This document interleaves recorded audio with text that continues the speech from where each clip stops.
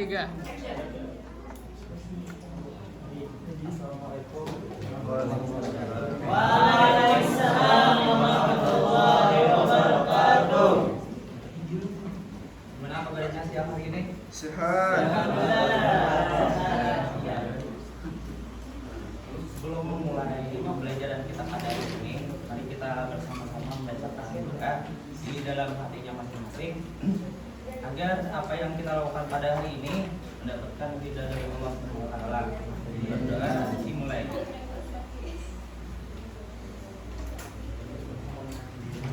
Oke, berdoa selesai. Sebelum masuk ke pembelajaran, Bapak ingin melakukan absensi terlebih dahulu. Untuk hari ini semua hadir semuanya lah. Ada yang hadir? Hadir semuanya. Hadir. Alhamdulillah.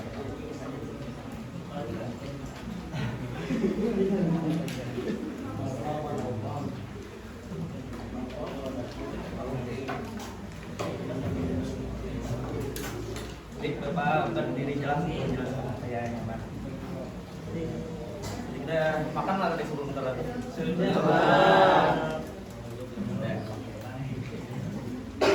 Baik, bisa dilihat judul pembahasan kita pada hari ini yaitu tentang dari sifat tercela. Kalian pernah lah kayak merasa misalnya melihat kawan mendapatkan nilai lebih tinggi, kemudian ada sebuah kritikan di hati ini kayak merasa ada nyaman gitu, wah merasakan hal yang sedemikian gitu. Atau misalnya gue nih ada merasa ada sesuatu kelebihan di dalam diri gue, kemudian merasa bangga gitu. Nah, jadi apa yang Tuhan sampaikan tadi sebenarnya sangat mendekat kaitannya dengan kehidupan kita sehari-hari dan berkenaan dengan materi kita pada hari ini yaitu tentang sifat tercela.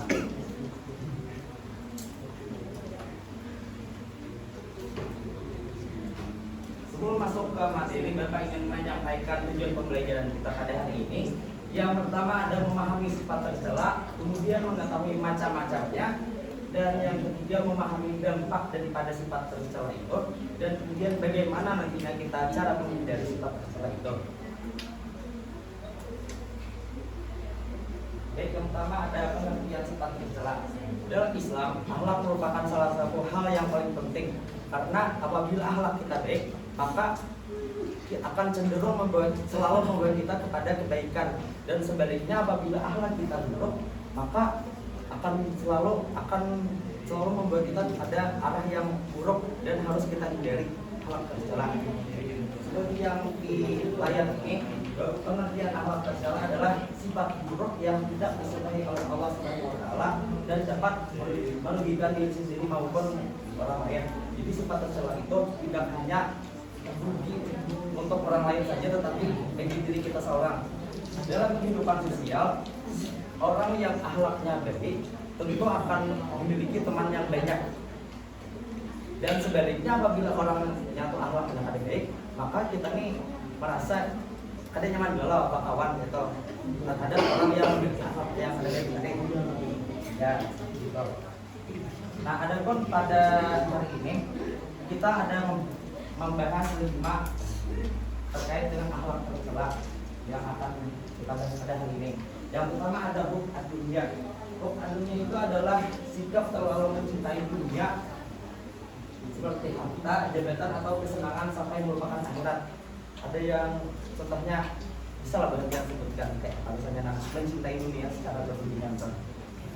Pak, contohnya cinta dunia itu kayak terlalu mengajar dunia atau mengajar harta atau duniawi itu berlebihan sehingga melupakan yang tuh hari lagi. Ya, dari yang lain apa? Ada lagi? Kayak apa contohnya kayak mencintai dunia berlebihan. Ada yang menunjukkan contohnya? Jadi kalau tidak ada, nah jadi seperti yang dikatakan oleh Abda Arifin tadi, bahwasanya cinta dunia berlebihan itu yang sampai membuat kita lupa akan kehidupan akhirat gitu.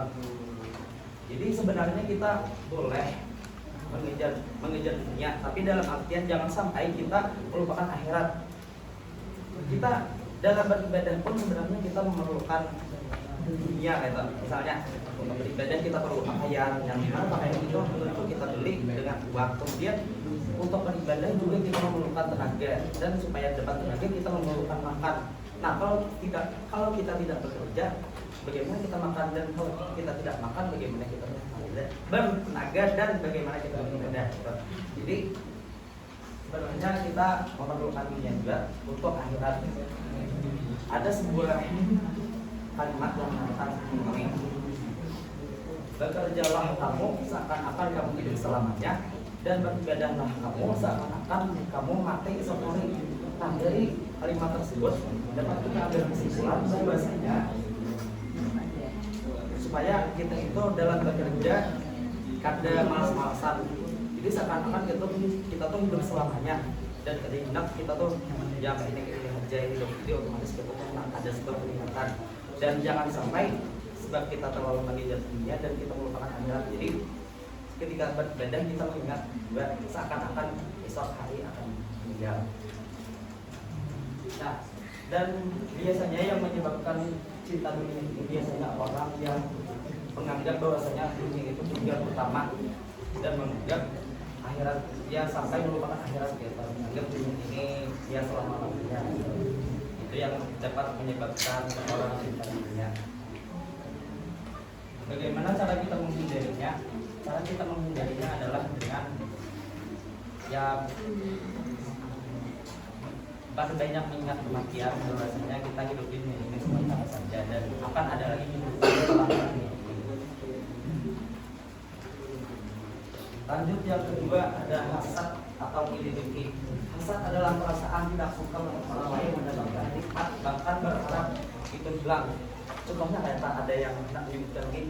Contoh ini ada hasad. Sebelum Pak, dan atau misalnya ini tetangga ini motor aja nih, dalam hati seorang ini yang main nih, apabila jual di sini motor nangnya, pagi orang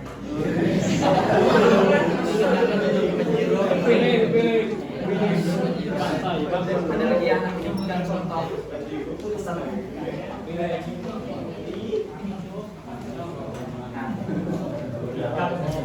contohnya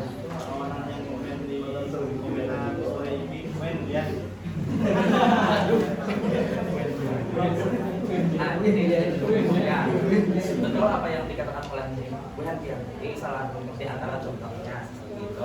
Bahwasanya ketika orang lain yang mendapatkan sebuah nikmat, di dalam hati kita itu merasa ada nyaman. Pokoknya sebisa mungkin bagaimana kayak nikmat yang orang lain dapat tuh kayak hilang. Jadi kada nyaman apa bila orang lain mendapatkan nikmat. Itulah yang hasad dan iri dengki.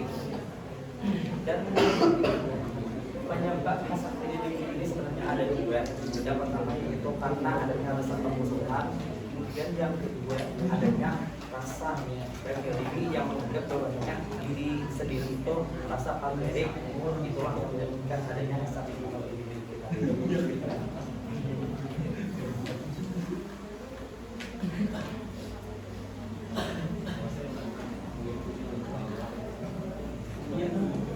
Adapun dampak daripada sifat hasad ini sebenarnya di antaranya yang paling utama adalah itu ada tenang.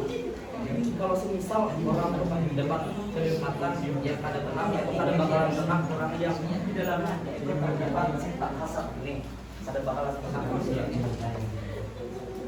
Bagaimana cara kita menghindarinya?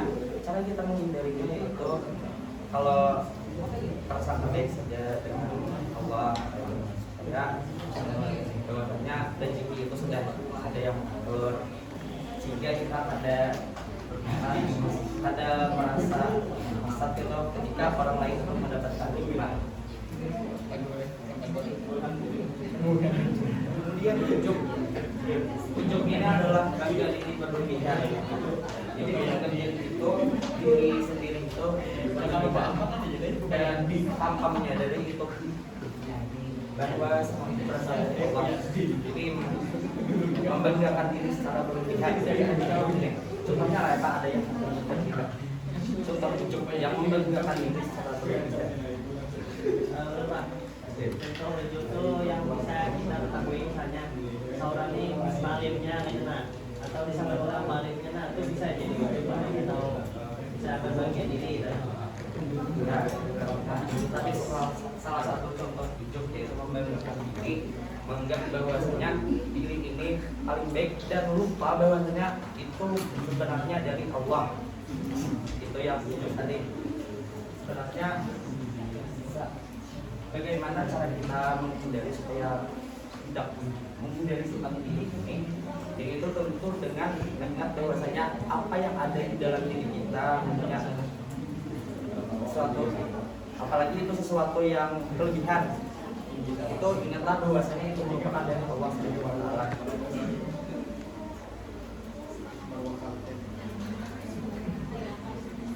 Baik, lanjut, yaitu sombong. Yang sifat keempat yang harus kita hindari yaitu sombong. Sombong adalah merasa diri lebih baik daripada orang lain dan merendahkan mereka. Nah, apa bedanya sama ujub tadi? Ujub tadi membanggakan diri, sedangkan sombong ini sama orang lebih juga merasa diri ini lebih baik. Nah, contoh sombong ya apa?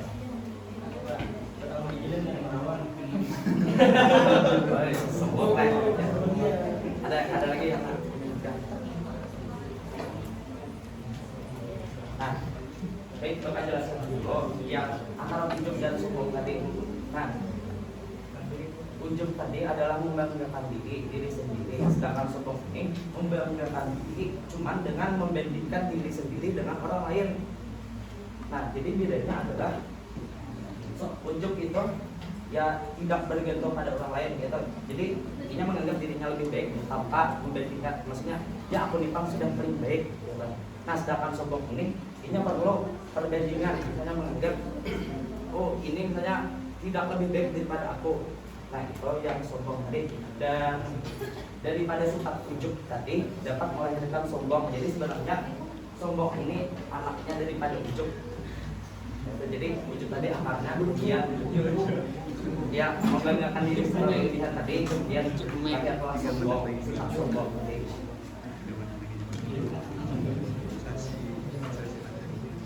Kemudian bagaimana supaya kita tuh tidak merasa sombong atau ya yang bersyukur, kemudian tetap rendah hati supaya kita dijauhkan daripada sifat sombong.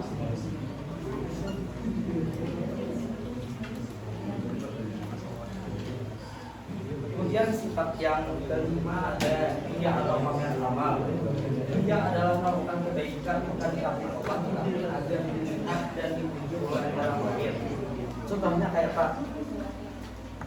Pak, ria itu misalnya nih sampai yang nih suaranya tuh dinyanyikan di hadapan itu Pak.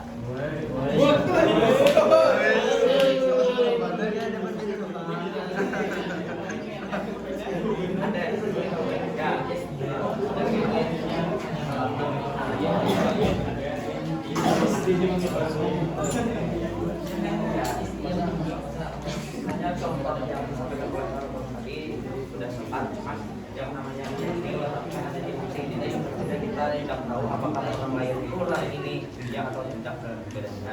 Jadi tergantung ada pastinya sebenarnya. Apabila ini orang lain ya itu jadi yang saya ingin ya dipuji orang. Nah, Bapak menetapkan salah satu ibadah yang orang ingin melakukan ibadah ini orang lain itu entahnya melakukan atau tidak, orang lain ini tidak tahu ibadah wajib yang apabila melakukan itu orang lain tidak tahu, hanya sendiri dan Tuhan yang tahu apa ibadahnya. Ada Puasa Pak. ya betul, puasa. Jadi puasa itu antara hanya dirinya saja yang tahu dan Tuhan. Jadi kalau misalnya pada puasa pun orang lain nggak ada tahu. Jadi ya itu yang dan ya hanya orang lain itu ya tidak bisa tahu. Kalau sampai jam kan ada fisiknya yang kelihatan.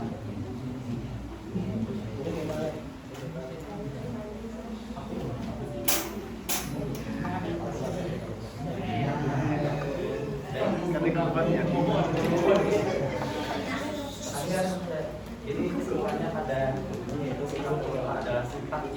kita jodohi dan kita sendiri karena itu tidak baik bagi kita sendiri.